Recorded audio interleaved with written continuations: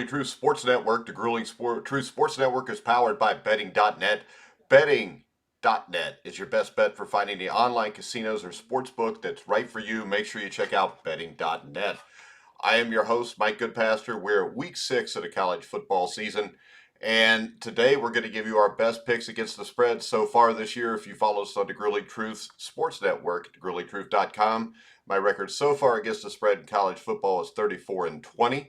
And remember, go check out betting.net, which will give you all the places you need to go to bet. It will also give you, free plays, first bonuses. So make sure you check out betting.net. All right, guys, let's go ahead and look at the first game of the week. We've got an old-time rival, the number 6 Oklahoma Sooners against the number 21 Texas Longhorns. And just because Oklahoma isn't putting up 500 yards plus per game doesn't mean its offense isn't working.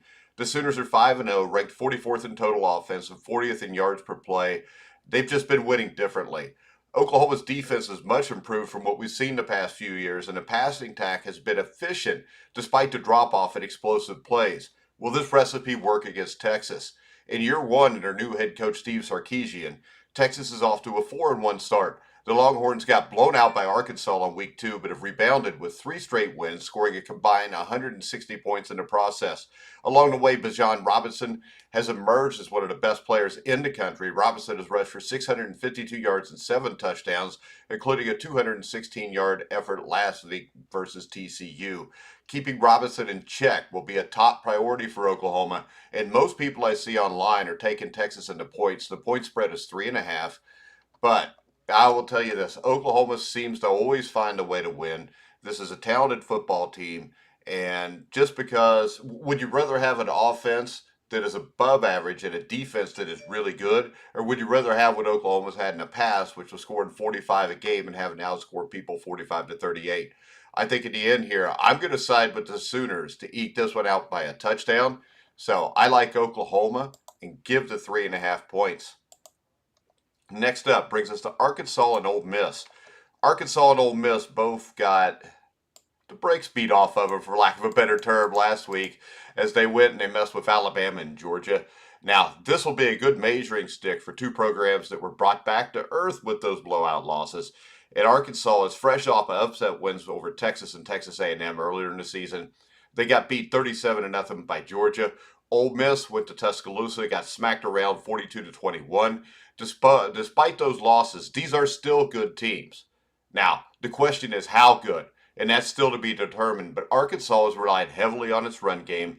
That unit still ranks in the top 20 nationally after gaining only 75 yards against the stout Georgia defense last week. Ole Miss is one of the nation's top quarterbacks in Matt Corral, but Arkansas has only allowed 129.8 passing yards per game. So I'm not going to give you a pick on this game as who's going to win or lose. I'm going to say take the under at 66.5. I don't think the points in this game will be as high as a lot of people think. So I'm going to bet the under here as the game. I think the game is a complete toss-up. I wouldn't bet the game just because I don't think we're sure what either team has. So I'm going to bet the under there. Next up, we've got Georgia and Auburn. This is at Auburn. How many times has Auburn been a 15-point home dog? But Georgia was able to dismantle a very good Arkansas team last week with quarterback JT Daniels sidelined. Daniels' status is still unclear entering Jordan-Hare Stadium on Saturday. Without Daniels, the Bulldogs relied on their top-ranked defense, which has allowed just 1 touchdown through 5 games, and a steady ground attack. That's how you win football games, guys.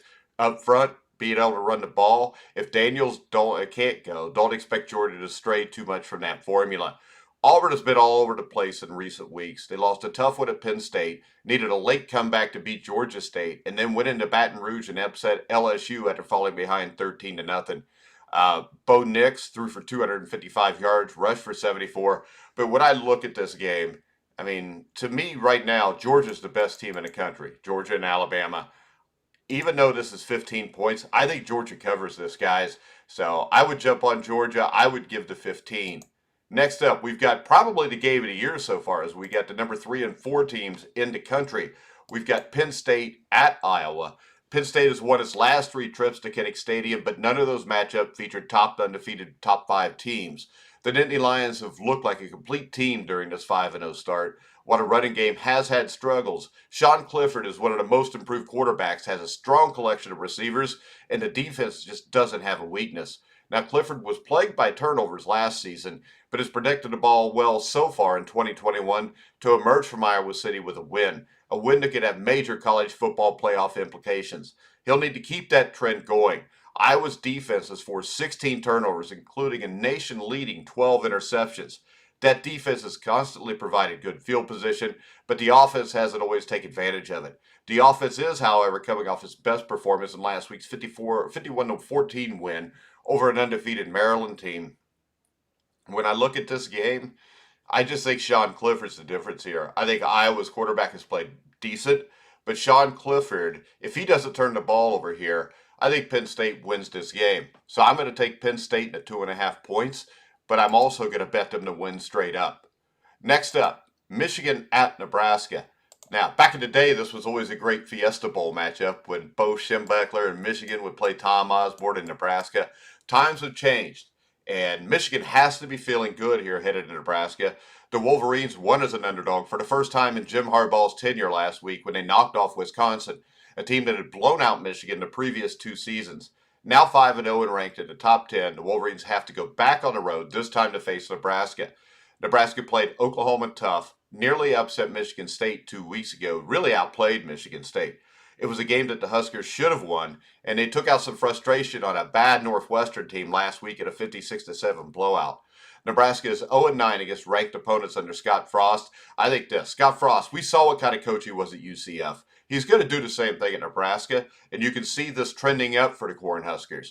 With that being said, though, I think Michigan wins this game by 7 to 10 points.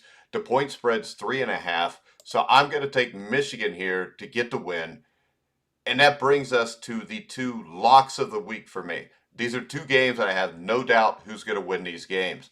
First up, we've got Boise State. The Broncos will travel to BYU to take on the undefeated BYU Cougars. The Cougars are ranked right around the top 10. They've actually got a case, just like Cincinnati does, to make a run at the college football playoffs. And Boise State has struggled to both run the ball and stop the run. BYU was banged up at the quarterback position, but they should be able to run the ball with Tyler Allgeier. And in games where BYU was a home favorite during, Sitake's era, they are 15-7. When I look at this game, I think there's no doubt here BYU wins this game, and they win the game by at least a touchdown. My other lock of the week, Maryland at Ohio State. And let's face it, Maryland got brought back to earth last week when they hosted the Iowa Hawkeyes. They got beat 51-14. Ohio State, seemed to be having a down season, but there really are no down seasons when you're Ohio State with the amount of talent they have. Last week, they destroyed Rutgers, a Rutgers team that had almost beat Michigan at Michigan the week before. And their loss to Oregon earlier in the year is the thing that everybody still looks back at. But this is an Ohio State team that I think at the end is going to be there. They're one of the top 2 or 3 teams in the Big Ten. It's only a matter of time before they start clicking on all cylinders. I think we saw a little bit of that last week against Rutgers. I think we're going to see a lot more of that this week against Maryland. So I would take the Buckeyes. I would give the 20.5 points. I mean, if this was 28, I would take the Buckeyes. That's how sure I am about it. Now remember, guys, betting.net makes it easy to find all of the legal online casinos or sportsbooks in your state. Head over and see for yourself at betting.net. All right, guys, I want to remind you can follow me on The Grueling Truth at Grueling Truth. You can go to Facebook, like our page there, check out all of our shows. But for now, we're going to wrap it up. I'm Mike Goodpaster. You've been watching and listening to The Grueling Truth, where the legend